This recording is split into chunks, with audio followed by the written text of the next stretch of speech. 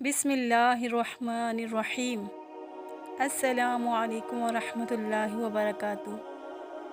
تمام ناظرین کو سسٹر وائس چینل میں خوش آمدید کہتی ہوں اور امید کرتی ہوں کہ آپ سب خیریت سے ہوں گے۔ آج کی میری گفتگو کا موضوع ہے خلیفہ ہارون رشید اور ایک ڈاکو۔ آج کی ویڈیو میں ہم آپ کو خلیفہ ہارون رشید کے دور کا ایک حیران کن واقعہ سنانے جا رہے ہیں۔ ایک شخص نے ایسی حرکت کی جس نے پورے دارالخلافہ میں ہلچل مچا دی۔ خلیفہ کو جب اس کا علم ہوا تو انہوں نے فوراً سخت قدم اٹھایا، لیکن یہ کہانی یہاں ختم نہیں ہوئی۔ آگے اس شخص کے ساتھ کیا ہوا وہ سن کر آپ سب حیران رہ جائیں گے۔ ویڈیو کو آخر تک ضرور دیکھیے گا۔ چلیں ویڈیو شروع کرتے ہیں۔ خلیفہ ہارون رشید کو خبر ملی کہ ایک ڈاکو نے سرکاری خزانے سے ایک بڑی رقم چرا لی ہے جو سرکاری ریاست عوامی فلاح و بہبود کے لیے مخصوص تھی۔ تو خلیفہ ہارون رشید نے اس کو فوراً قید کرنے کا حکم دیا اور ایک لمبے عرصے تک اس کو قید خانے میں رکھا۔ کچھ عرصے بعد خلیفہ ہارون رشید اپنے محل میں بیٹھے ہوئے تھے کہ انہیں ایک سپاہی نے آ کر اطلاع دی کہ وہ ڈاکو جو ایک عرصے سے قید تھا وہ قید خانے سے غائب ہو چکا ہے۔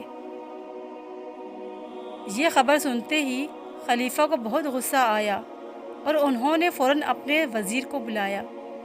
وزیر نے بتایا، اے خلیفہ، یہ واقعہ واقعی عجیب و غریب ہے۔ قیدی کو قید خانے میں قفل بند کمرے میں رکھا گیا تھا اور وہاں سے بھاگنا ناممکن تھا۔ خلیفہ نے کہا، مجھے فوراً اس قیدی کے بارے میں تمام تفصیلات معلوم کرنی ہے۔ اسے دوبارہ پکڑو اور میرے سامنے پیش کرو۔ دوسرے دن وزیر نے خلیفہ کو خبر دی کہ قیدی دوبارہ اسی قید خانے میں واپس آ گیا ہے، لیکن وہ بہت ہی خوف زدہ اور کمزور ہو چکا ہے۔ خلیفہ نے اسے فوراً دربار میں لانے کا حکم دیا۔ جب قیدی دوبارہ لایا گیا تو خلیفہ نے اس سے پوچھا،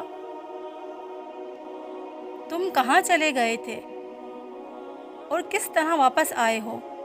قیدی نے روتے ہوئے کہا، اے خلیفہ، میں نے آج تک ایسا خواب نہیں دیکھا تھا جیسا میں نے کل رات تجربہ کیا۔ میں جب اپنے قید خانے میں سویا ہوا تھا تو مجھے یوں محسوس ہوا کہ جیسے میں کسی دوسری دنیا میں ہوں۔ وہاں ایک اندھیری وادی تھی اور میں اس وادی میں اکیلا چل رہا تھا۔ اچانک میں نے دیکھا کہ ایک سانپ میرے پیچھے آ رہا ہے تو میں اس سے بھاگنے لگا۔ خلیفہ اور دربار کے تمام لوگ حیرت سے ہی سن رہے تھے۔ قیدی نے اپنی بات جاری رکھتے ہوئے کہا، میں دوڑتا گیا اور وہ سانپ میرے پیچھے دوڑتا رہا۔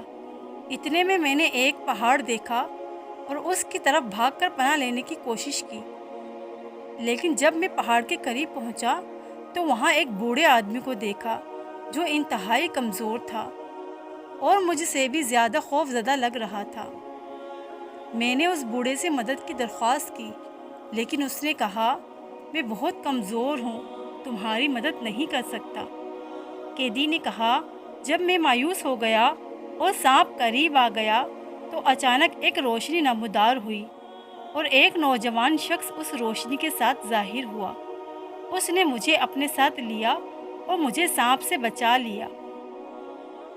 خلیفہ نے حیرت سے پوچھا، یہ نوجوان کون تھا؟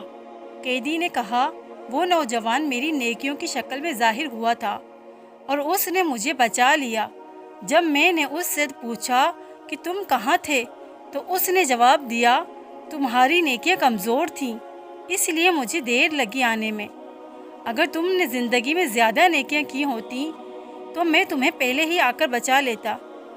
اس کے بعد میں نے اللہ سے سچی توبہ کی اور وعدہ کیا کہ اپنی زندگی کو بدل دوں گا۔ اسی لمحے میں اپنے قید خانے میں واپس آ گیا۔ خلیفہ ہارون رشید نے قیدی کی کہانی سن کر کہا، اللہ کی رحمت سے کوئی نا امید نہ ہو اور ہمیں چاہیے کہ ہم اپنی زندگی میں نیکیاں کو بڑھائیں تاکہ آخرت میں ہماری مدد ہو سکے۔ پھر خلیفہ نے اس قیدی کو آزاد کر دیا، لیکن اسے نصیحت کی کہ وہ اپنی زندگی میں تبدیلی لائے اور اللہ کے قریب ہو جائے۔ اس واقعے سے ہمیں یہ سبق ملتا ہے کہ ہماری نیکیاں ہمیں آخرت میں مشکلات سے بچا سکتی ہیں، اس لیے ہمیں اپنی زندگی میں زیادہ سے زیادہ نیکیاں کرنے کا اہتمام کرنا چاہیے تاکہ اللہ کی رحمت ہمارے ساتھ ہو۔ اللہ پاک سے دعا ہے، اللہ پاک ہم سب کو زیادہ سے زیادہ نیکیاں کرنے کی توفیق عطا فرمائے اور ہم پر اپنا خاص رحم و کرم فرمائے۔ آمین یا رب العالمین۔ ملتے ہیں اگلی ویڈیو میں، اپنا بہت زیادہ خیال رکھیے گا۔ اللہ حافظ۔